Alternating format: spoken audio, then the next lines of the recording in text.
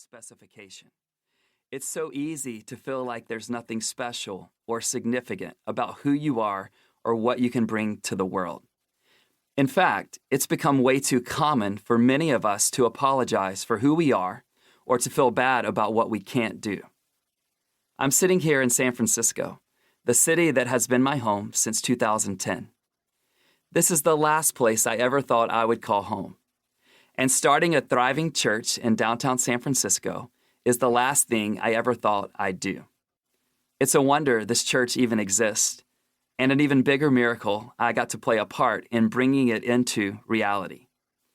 I smile as I think about how a guy like me ended up in a city like San Francisco.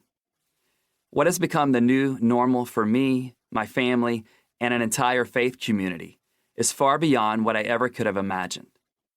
I would love to take you on a journey of how this happened, but not just so I can tell you my story. My hope in writing this book is to reveal what can be possible in your life. I have a deep belief I live by, and it's also why I wrote this book. Whatever God put in you, He wants to bring out of you. I'm not simply talking about starting a church or a business or becoming famous or doing something the world would think is amazing.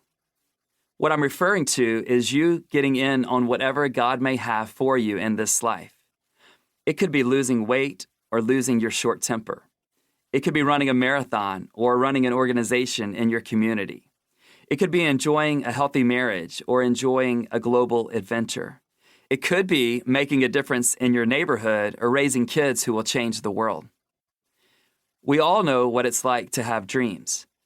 Or maybe the more accurate way to say it is, we at least know what it's like to have had dreams. There was a point in all our lives when we knew where we wanted to end up, but relatively few of us arrived at our preferred destination. Have you ever had a moment or season in your life that left you saying, "This wasn't the dream"?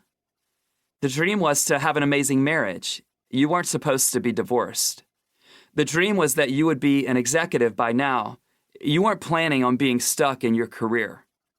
The dream was that your new company would get off the ground, except it never really took off. The dream you had for your life didn't include anxiety and depression, yet these emotions have become daily companions for you.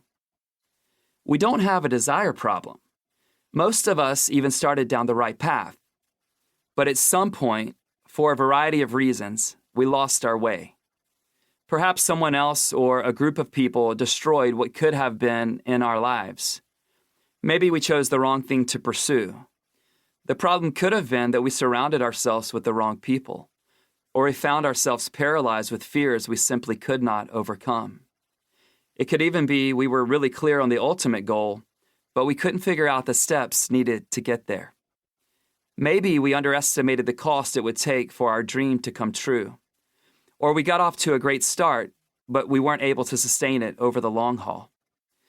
Before you push away whatever God put in your heart, I would love to come alongside you to share stories and principles that will provide a path to your preferred future. Don't worry, I'm not going to promise you anything is possible in your life. However, I think there's a good chance way more is possible than what you're experiencing right now. And the framework I'm going to give you won't just help you in the major areas of your life. These ideas have also helped me to become a morning person, to give 30-minute talks without using notes, to lead a family of 6 who is thriving in an urban environment, to get back down to my high school weight, and much more. I still get stuck at times, but I keep returning to these principles. And it starts with this one. Whatever God put in me, He wants to bring out of me. Throughout this book, I want to reveal the kinds of things that will help you fulfill your purpose.